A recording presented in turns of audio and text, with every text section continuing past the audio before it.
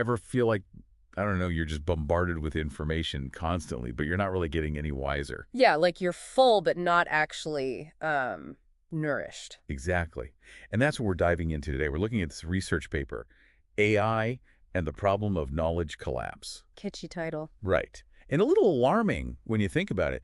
Yeah. They're basically arguing that AI, instead of expanding our knowledge, might actually be making it narrower, less diverse. Yeah, and the paper makes this really interesting point that, progress isn't always linear. We haven't always been moving towards more knowledge, more understanding. What do you mean? Well, they give the example of Roman concrete. That stuff was incredible, lasted for centuries. And yet here we are poring over crumbling infrastructure projects. Right. Like, we know the Romans could do it, but somewhere along the line, that specific knowledge, that recipe, it's gone. So we've actually regressed in some ways, even with all our technological advancements. It's not unheard of. Think about, say, traditional knowledge of plants for medicine or agriculture. Some of those practices, honed over generations, they've been lost as we've modernized.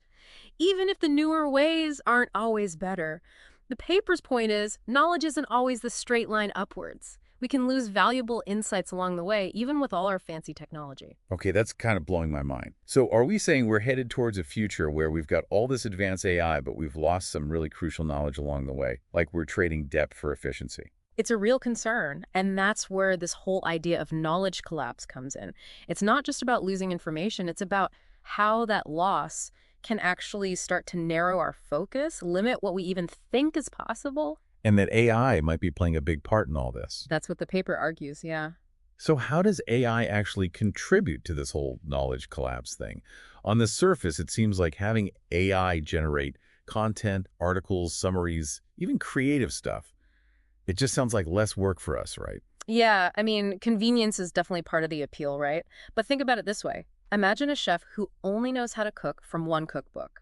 And not even a big comprehensive one, but like a really limited one. Okay, so they might be amazing at making those few specific dishes. Exactly, a total pro at those recipes. But their understanding of food, of all the different cuisines and possibilities out there, it's going to be pretty limited, don't you think? So you're saying AI is like that chef, really good at churning out content based on what it already knows, but Yeah, but potentially missing the bigger picture. And that's the thing with a lot of these AI models, especially the language models.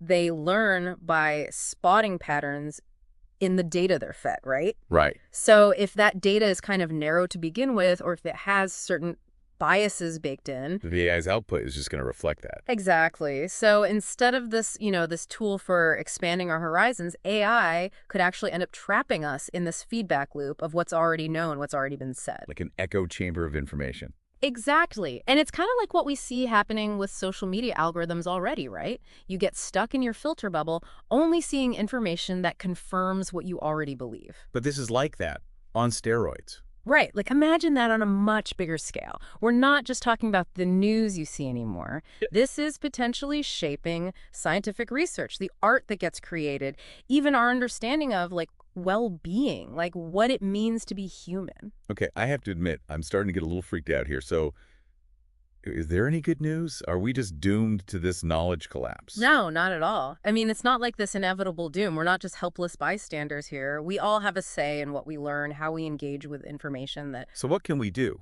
How do we fight back against this? Well, the paper emphasizes the importance of actively seeking out diverse sources of information. It might take more effort, digging a little deeper, looking beyond the obvious. That makes me think about that part in the paper where they were talking about how even just tweaking the prompts they gave those AI models led to much more interesting, diverse responses. Oh, yeah, like when they were asking about, what is it, well-being. Right, well-being. And instead of just asking, like, what is well-being? They specifically asked for perspectives from different cultures, like indigenous cultures or philosophers from East Asia. And suddenly, the AI's answers were way more insightful. Totally. It just shows how even those subtle biases we might not even realize we have in how we ask questions and how we approach a topic can really shape the information we end up finding. So we need to be aware of those biases and actively try to break out of them. Exactly. And it's not just on us as individuals either. We need more transparency from the people creating these AI models, the companies, the researchers. Like, What data are they training these systems on? Are they even thinking about bias? Because we can't just assume that AI is going to magically generate some kind of perfect, unbiased view of the world. Right. We can't just feed these systems a limited diet of information and expect them to become all-knowing. So it's on all of us to be more discerning, more critical of the information we encounter, especially when it comes from AI. It's true. And that's where education is key, right? We need to equip people with the skills to not just use AI effectively, but to be able to evaluate its output, to recognize that just because something was generated by an algorithm doesn't mean it's the whole truth. So it all comes back to curiosity, to questioning what we see, to remembering that real knowledge, the good stuff, often lives outside those top 10 lists, outside the algorithm suggestions. Couldn't have said it better myself. The future of knowledge, it's not about what AI can generate. It's about the choices we make, about what we value, how we choose to learn and grow. That is such a great point to end on. So listeners, the next time you see me disappearing down a rabbit hole of obscure research papers, know that I'm just doing my part to combat knowledge collapse, one weird fact at a time. Thanks for joining us for this deep dive. We'll have those links to the research paper and other resources in the show notes. And until next time, stay curious, friends.